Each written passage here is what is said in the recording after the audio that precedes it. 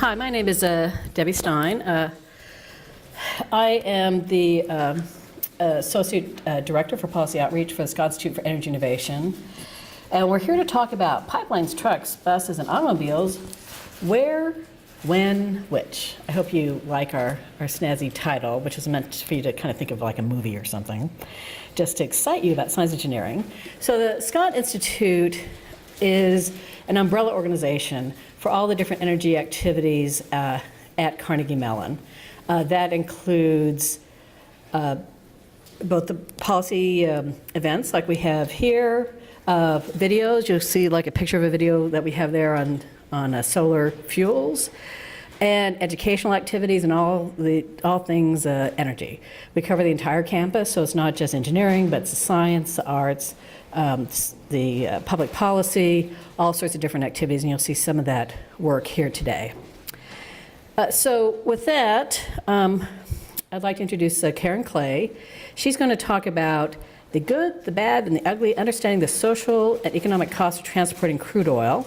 She is a professor of economics and public policy at the Heinz College, which is our School of Public Policy and Management, and she also has a courtesy appointment at the Tepper School of Business, and also with the Pitt Law School. So with that, I'll turn it over to Karen. So I'm Karen Clay, and I'm here to talk about the social and economic costs of transporting crude oil.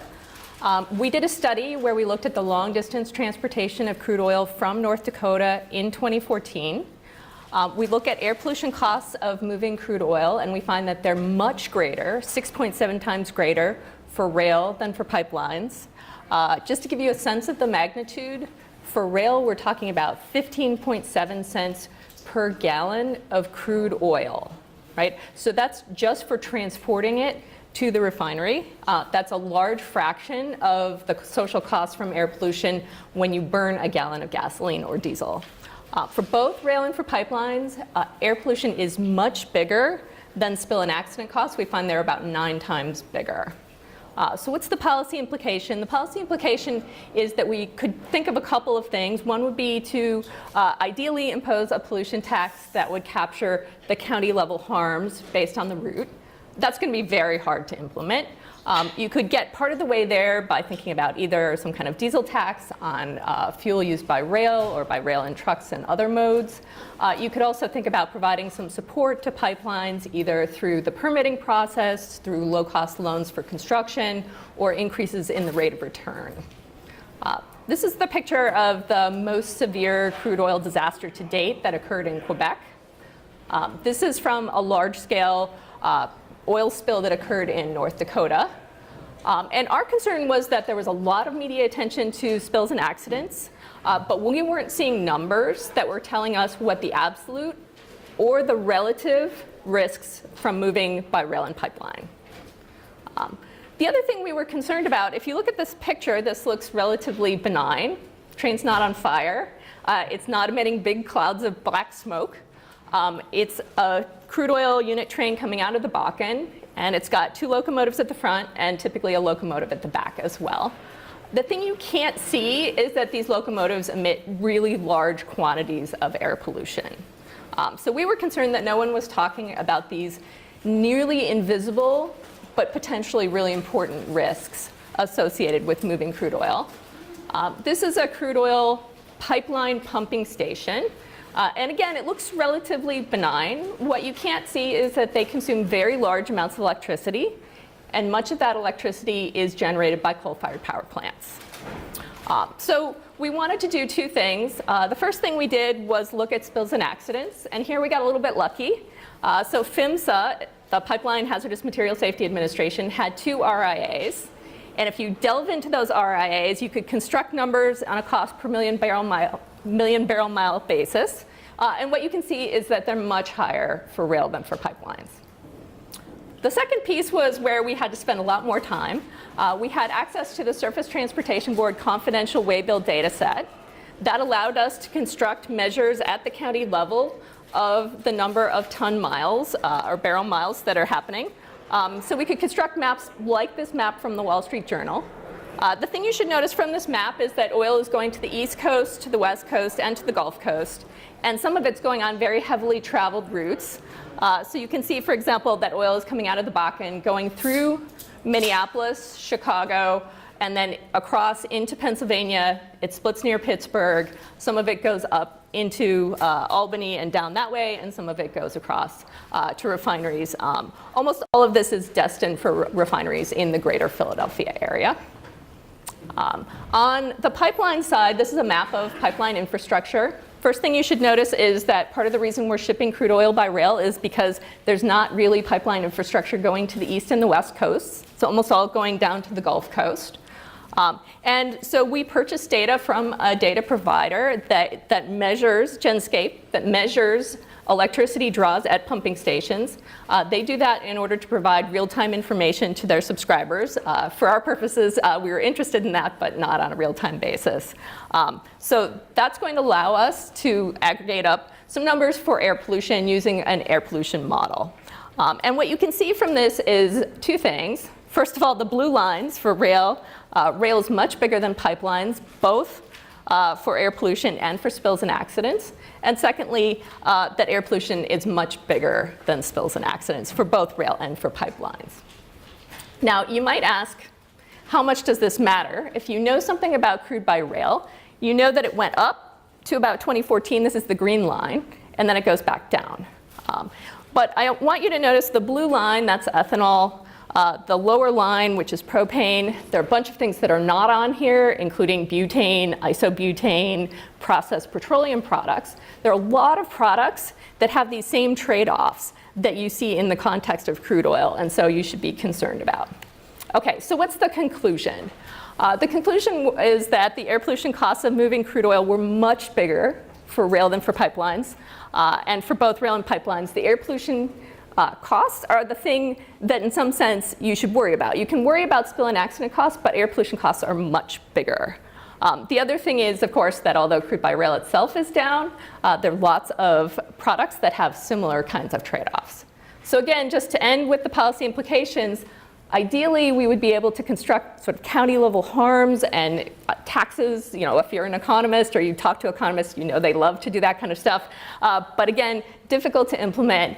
You could have both diesel taxes, some combination of diesel taxes for rail and or trucks, but also provide some additional support for pipelines. Okay, so thank you so much. My contact information, you can just barely see it here, but if you need it, you can get it from Debbie Stein. Thank you.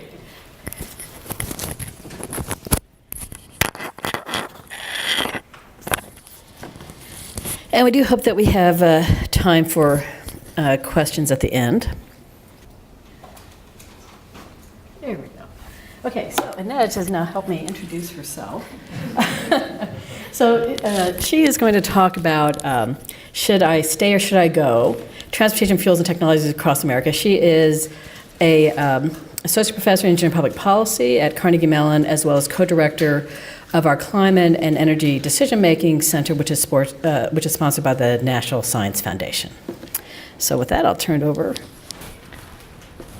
So, hi, everyone. So should I stay or should I go? I have two take-home messages. If you don't remember anything else, this is really the important aspects of this talk. The first one is, when we think about the fuel availability that we have today, we have an enormous resource, natural gas. And so we can think about the question, should we use natural gas not only for electricity generation, but for transportation? And is that a good idea if the goal is to reduce the amount of greenhouse gases that we have? And the answer, as you can see in red and bold, is no. It's not a good idea to use natural gas for transportation. In most instances, for trucks and several other vehicle classes, you end up increasing the emissions rather than decreasing the emissions of greenhouse gases by doing so.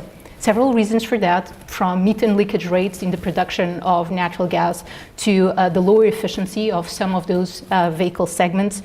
But overall, we find that the only strategy for which it's a good idea to use natural gas is use it to produce electricity that is then used to charge vehicles, electric vehicles. So that's the main take-home message for the first part.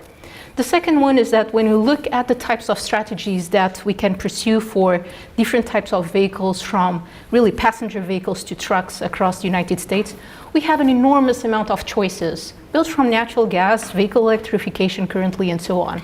And so when we think about that, we want to think about two important consequences: air pollution that Karen started to introduce, and the health effects associated with air pollution, as well as climate change and those emissions.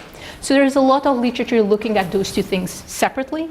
We looked at those things together and identified what would be the best technology and fuel pathways across the country when you take both into account local air pollution associated with driving those vehicles and producing the fuel needed for those vehicles, as well as climate change. An important aspect is that there is not one solution that is the best for all vehicle classes and across the country. We really need regional strategies here because the consequences are fairly different from location to location. So we're going to explore a little bit those two questions. So first, should we pursue natural gas as a decarbonization strategy? Well, when we think about this, we need to start thinking about the natural gas consequences and the alternative solutions, meaning diesel or gasoline, in a life cycle scope, from the production of the fuel to its use. And that's what we've done. So we've looked at the entirety of the scope, from resource extraction, transportation, processing, to the vehicle use. I won't go into detail to this complicated chart, but there are many ways in which you can use the natural gas for different types of vehicles. You can use it to produce electricity, you can use it as CNG, LNG, and so on. So we accounted for all those different types of processes when we computed the life cycle emissions. And I'll highlight one example for tractor-trailer trucks. So what you see over here is the life cycle emissions that you have for a truck in terms of grams of CO2 equivalent. So we do account for methane leakage, and we convert that back into CO2 equivalent per kilometer and per metric ton of stuff that we carry from one place to another.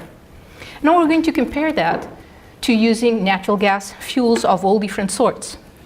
And so what becomes apparent is that, okay, we do have here a solution which is not natural gas, it's diesel with hybridization of trucks that has perhaps lower emissions than a conventional diesel.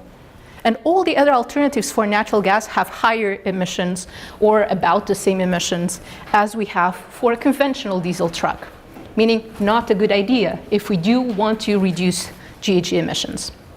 We observe that for several other vehicle pathways, and we do find that natural gas is not a suitable pathway for decarbonization, particularly for long-haul trucks.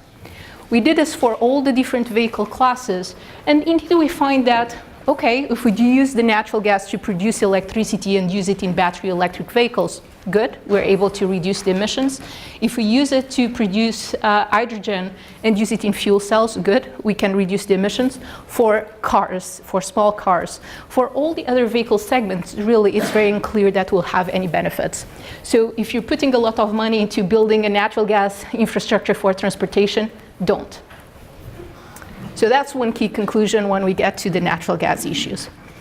Then moving on, the second take-home message is really trying to understand what sort of things can we do if the goal as a decision maker is to reduce both the health, environmental, and climate change damages associated with transportation across the United States. This is important because, as many of you in the room know, transportation has become the largest contributor to CO2 in the United States. It has surpassed the contributions of electricity. The transportation sector is a large contributor to CO and NOx emissions too, as well as criteria pollutants. And a study from the national academies has shown that on-road vehicles cause $110 billion in damages associated with air pollution and health damages, as well as climate change damages.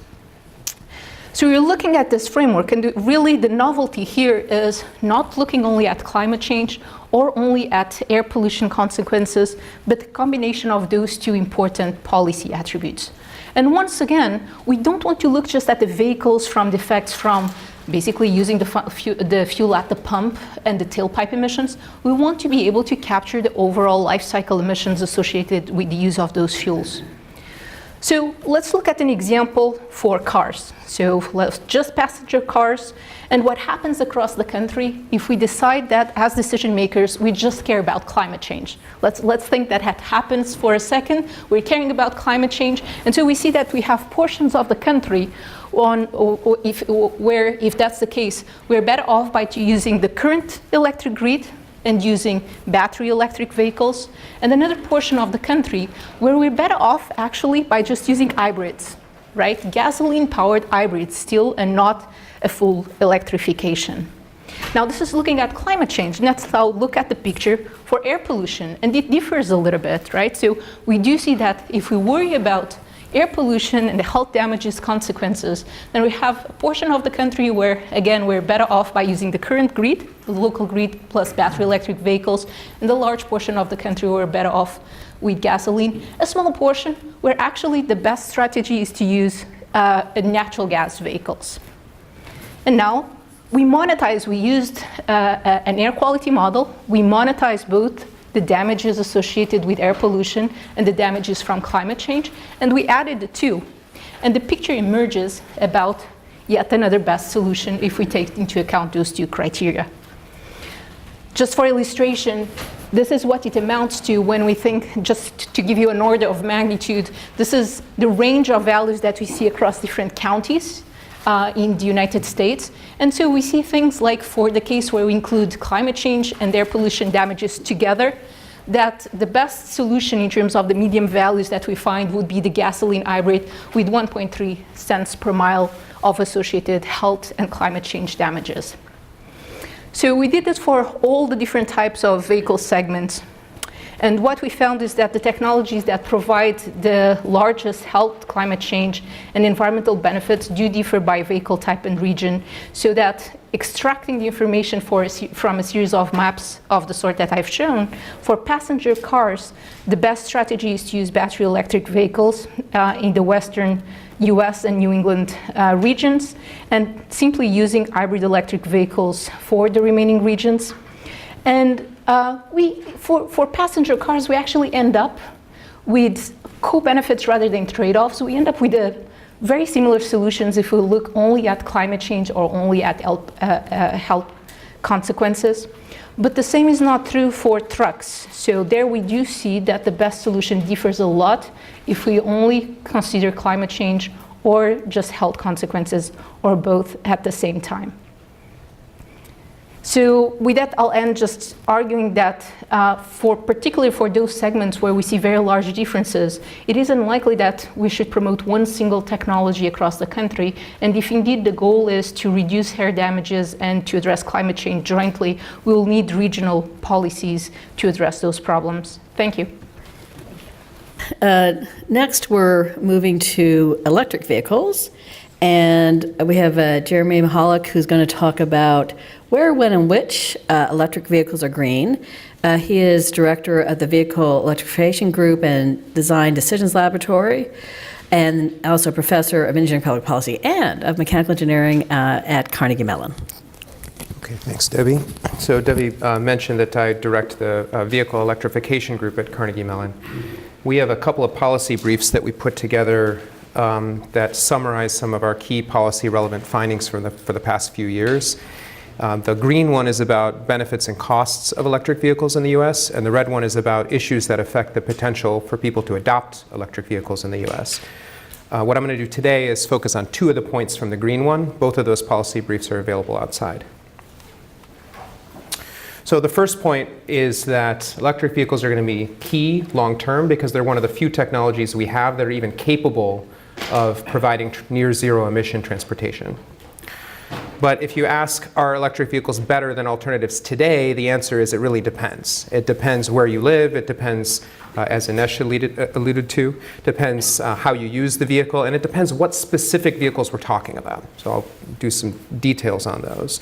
But I think the implication is that when we have policies that just favor one technology class over another, they don't necessarily always provide benefits toward the end goals, like reducing emissions or oil consumption. It's best typically if we can target those end goals directly.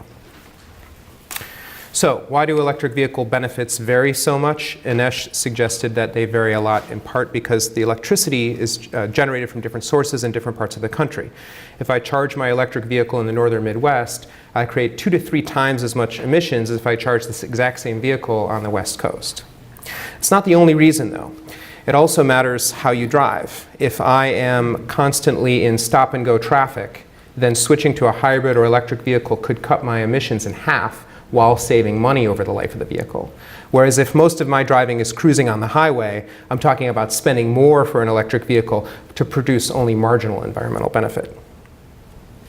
Climate matters. If you live in a region that gets really hot or really cold seasonally, that affects the efficiency of these vehicles. On average, over the year, electric vehicles consume about 15% more energy in regions that get hot and cold versus regions that are always mild.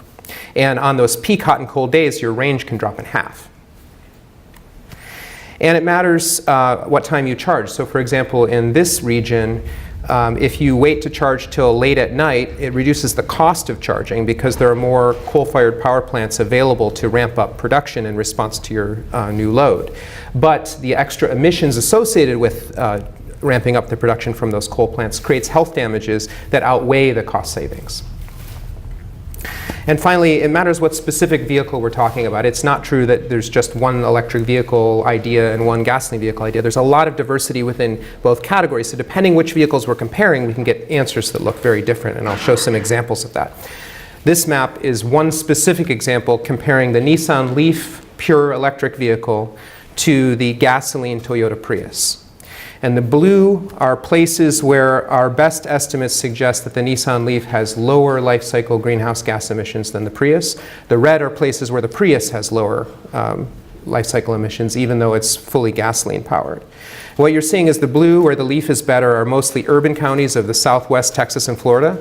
In most of the rest of the country, especially urban, rural regions in the Midwest and the South, you're better off with the Prius.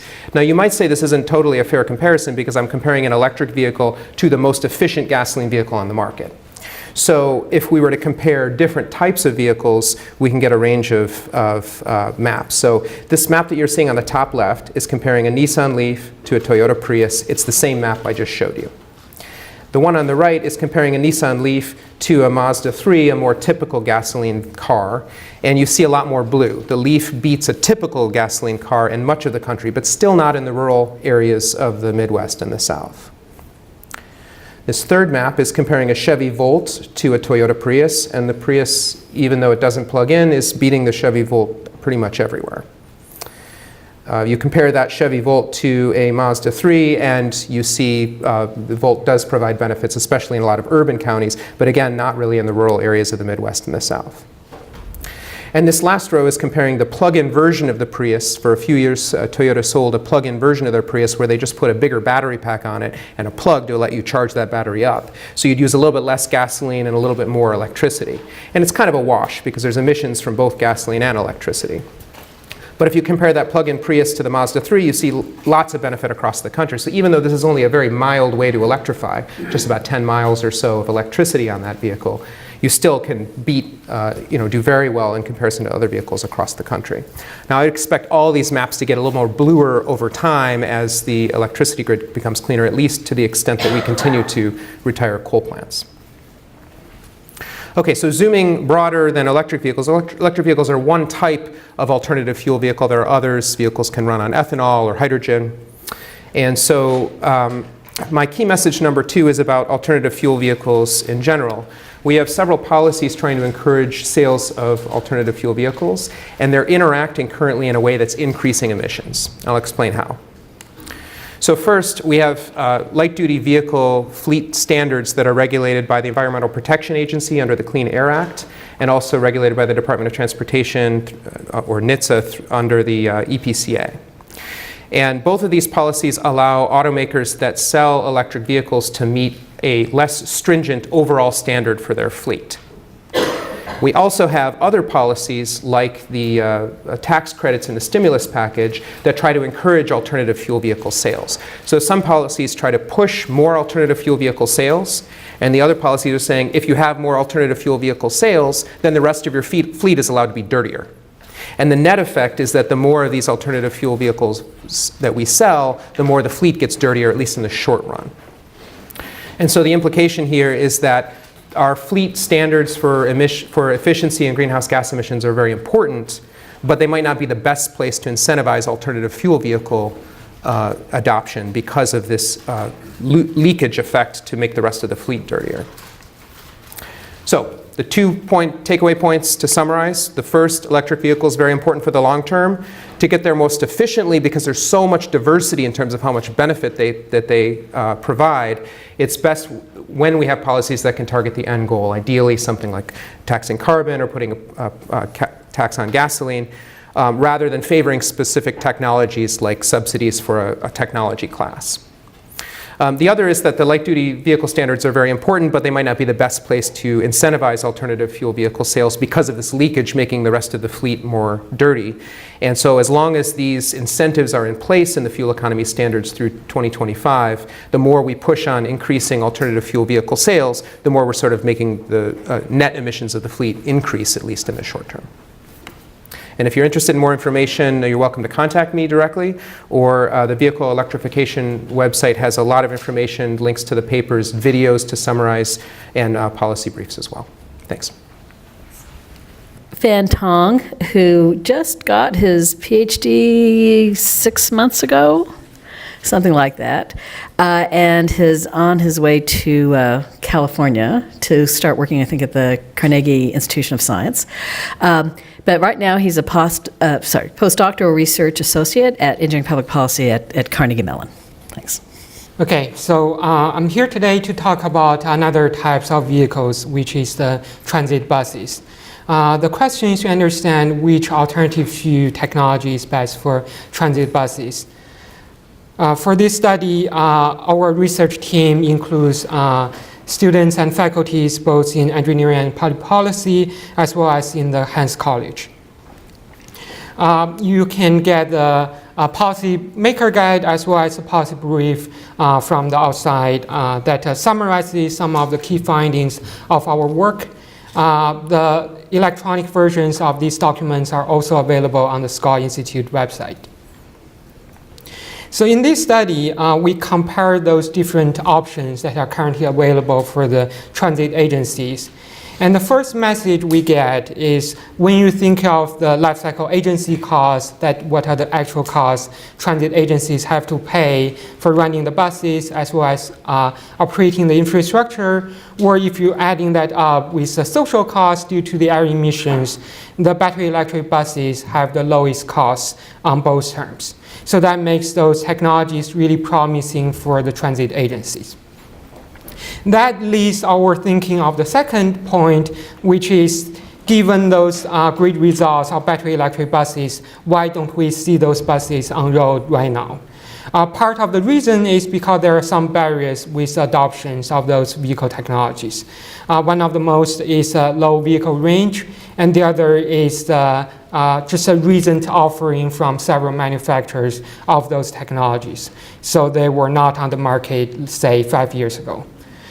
So given those practical considerations, we recommend the transit agencies should start experimenting with those bus technologies in the short term and include those technologies in their long-term planning. And specifically, we have identified the following 5 strategies. For the short term, we recommend the transit agencies to wait and observe. There are already some transit agencies, in particular in California and in Massachusetts, that have got the funding to adopt those new technologies. So other agencies can learn from those experiences. The transit agencies should also plan ahead and test those options if there are opportunities that are available. For the long term, we think the transit agencies should start thinking of investing in those battery electric technologies when there are appropriate times, and also considering integrating those vehicles with renewable energies if they really want to achieve near zero social costs from those air emissions. So first, I'd like to highlight some of the current options for the transit buses. This figure shows the fuel and the vehicle combinations. From what Inesh has told, you have probably got this sense that the same fuel can be powered with different vehicle technologies. So here you can see 4 major fuels. Diesel, as we have currently used that, electricity that you get from the electricity power grid, natural gas fuels, and also the biodiesel. For those different types of fuels, there are different vehicle technologies that you can choose from. For diesel, there's a difference between the conventional bus and the diesel hybrid bus. For the battery electric buses, in particular, we consider 2 designs. So one design is what we call the rapid charging buses. So you have the charging stations in route at the bus route so that each time the buses pass by, it can get a quick charge. So that has a smaller battery and has a higher charging rate of the charging facility. The other one, what is called slow charging, is more like what we have the electric cars right now. So you use a bus during the daytime, and then you charge the buses overnight. And for the natural gas fuels, there are the differences between the CNG and LNG. For the biodiesel, you can determine how much biodiesel you use, and the fraction will be the conventional diesel. So when we compare those different options, we have to consider 2 types of costs. The first type of cost is what we term here as agency cost. That's the real cost transit agencies has to pay in purchasing and operating the buses, as well as in modifying and operating the infrastructure, such as their bus garages, parking lot, or for some fuels, you may have to add a new refilling station. The second part of cost, which has been highlighted by the previous speakers, are the social costs caused by the air emissions. These can include 2 parts. One as the climate change impacts from the greenhouse gas emissions, the other as the health impacts caused by the criteria air pollutants. Similarly, we account for the life cycle emissions, so not only the emissions directly from the buses, but also the emissions for producing the fuels as well as transporting the fuels. So when we're adding up those costs together, and if you check the policymaker guide, you see a bar plot where it shows the battery electric buses have the lower cost compared to other technologies. In addition to that life cycle assessment, when we present these studies to the local decision makers, such as the transit agency in Pittsburgh, as well as the mayor's office, they are very interested in the direct emissions from the vehicle themselves, because the vehicles have been seen that emitting black soot in downtown Pittsburgh. So we had another small analysis which is trying to analyze what are the impacts of those direct vehicle emissions in the Pittsburgh region. And what we find is that transit buses only contribute to just 1% of the direct particulate matter emissions from all mobile sources in Allegheny County.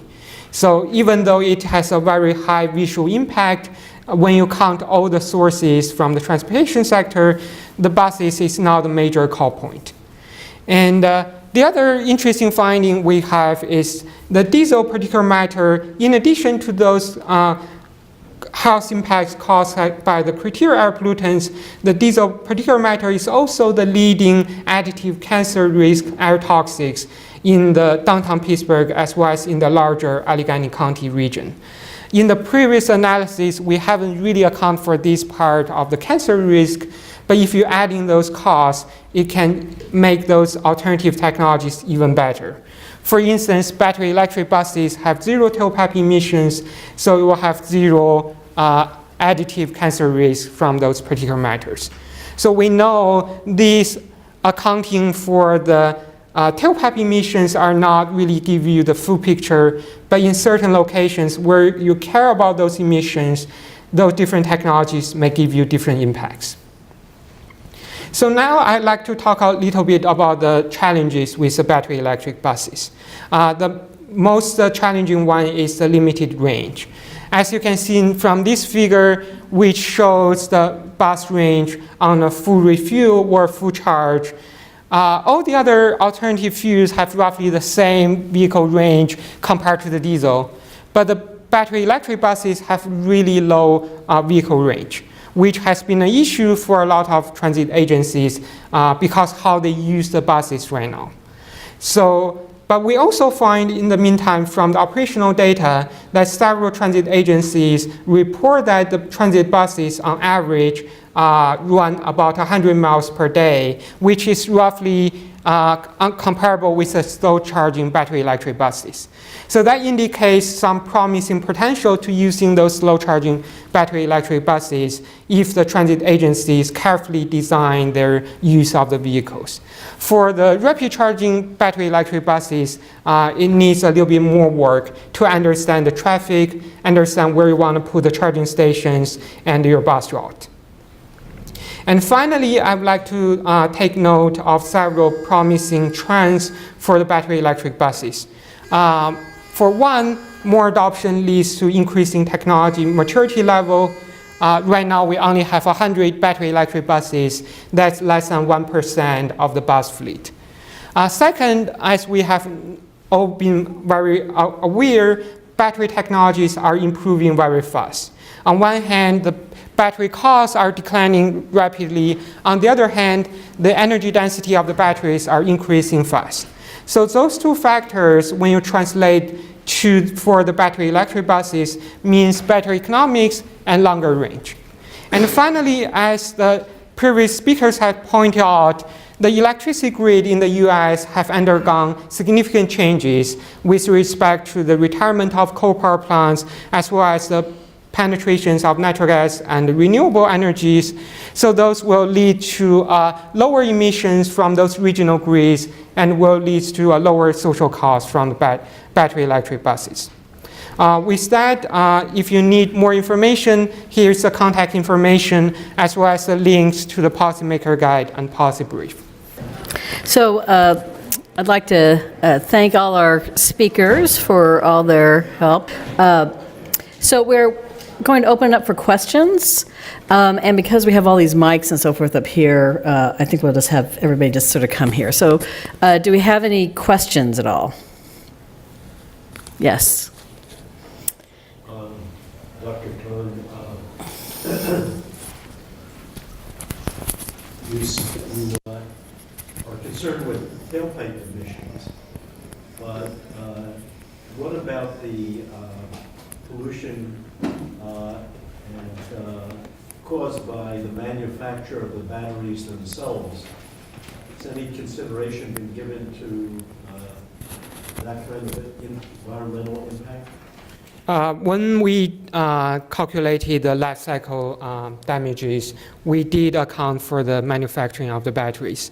It doesn't appear to be a major factor right now, but we think that probably more study will have to be done on that regard. Jeremy actually has some excellent work on that part, so if you want to comment. I'll just say I have not studied the batteries on buses, which are much bigger, and the overall manufacturing emission is much bigger. But I think for passenger cars, the battery tends to be a pretty small portion of the overall emissions, unless the battery gets really large, like in a Tesla where you have a lot of battery and a lot of range, then the emissions associated with manufacturing the battery start to become a not insignificant part of the whole. I'm not sure with buses. Hi, thank you all very much. My boss is extremely interested in energy storage and battery technology. One of the things I'm curious about, though, is that one of the points that appears to be raised here is that you'd like to see federal policies that don't focus necessarily on specific vehicle technologies. But I'm just curious if, nonetheless, you see if there is a role or need for subsidies or tax credit to like an ITC for energy storage for battery developments that can help make our grid better. So this is an interesting question on that relates to with the battery and storage applications. So actually in some of our work we have found that if you use storage, battery or otherwise, for energy arbitrage in the electric grid, you're actually increasing emissions rather than decreasing emissions all across the country. This goes both for SO2, NOx, and greenhouse gas emissions. So I would say that in most of those instances, and there are very ambitious goals of introducing storage, as big storage for the electric grid rather than small batteries for vehicles in California in particular. And that would be a mistake if the goal is to help reduce emissions, unless it is paired up at the same time with indication on under which conditions the storage should be operated. If it is used simply by storage operators to pursue energy arbitrage, this is really storing energy when the prices in the system are low and selling when the prices are high, and when a little bit of storage is needed, you're going to be increasing emissions all across. Does that address your question? Related to the incentives, though, I think that's another important point. Yes, strategies that will be technology neutral will be preferable. At the same time, we do see that there are some locations where those incentives would pay off. Those would be the locations where you already have a clean grid, so that vehicle electrification and using the batteries actually helps with that goal of reducing the emissions. But it is the case that's not the case all across the country, just in some regions. Do you want to complete that? Yeah. Let me just add one more thing. There's another justification for subsidies of a particular technology, which is that in an open market, an automaker or an industry may not have enough incentive to invest in developing the technology if they're not going to reap the benefits of that, or if the benefits of developing the technology can be spread among them and their competitors, because there's a lot of technology development that doesn't get patented and stay in-house, but actually helps the entire industry. And so individual companies don't have enough incentive to develop that technology. And so that's a place where subsidies could be justified on pure economic grounds.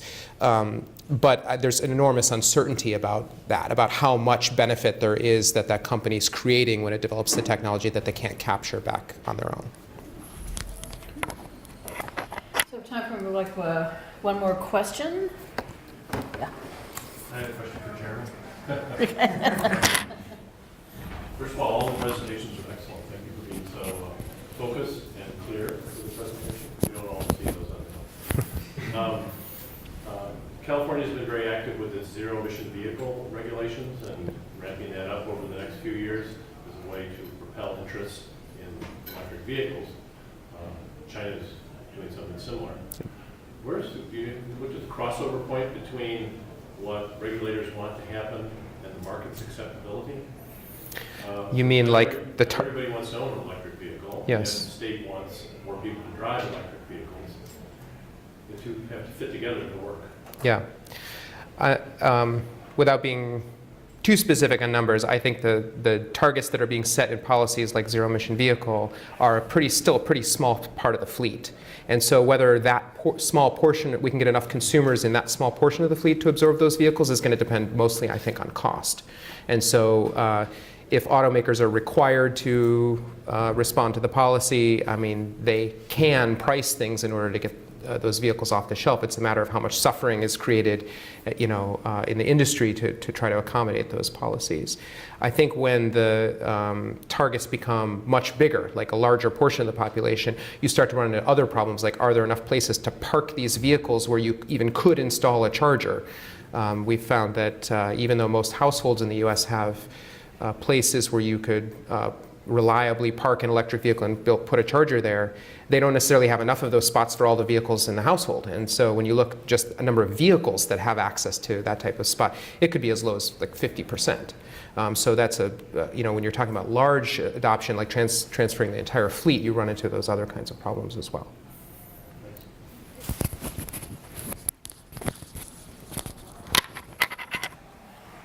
So with that, I'd like to close and sort of tell you how to find more information. So I should say I used to work for the Congressional Research Service, so I spent a lot of time answering questions of all sorts when I was on the Hill. This is my contact information. Feel free to send me an email, and then I will be able to hopefully connect you with the right Carnegie Mellon technologist. We do have copies of some of our policy briefs and other documents outside. And I also have some copies of our PowerPoints here if you'd like to have a copy to take with you. Now, unfortunately, another event is coming right in after this. So we're going to be out in the hallway. So if you guys have any other additional questions, or if you want to get these PowerPoints, whatever, just let us know. Be sure to grab a lunch if you haven't grabbed one already, and you can even grab one for a friend if there's extras out there. Thank you very much for coming.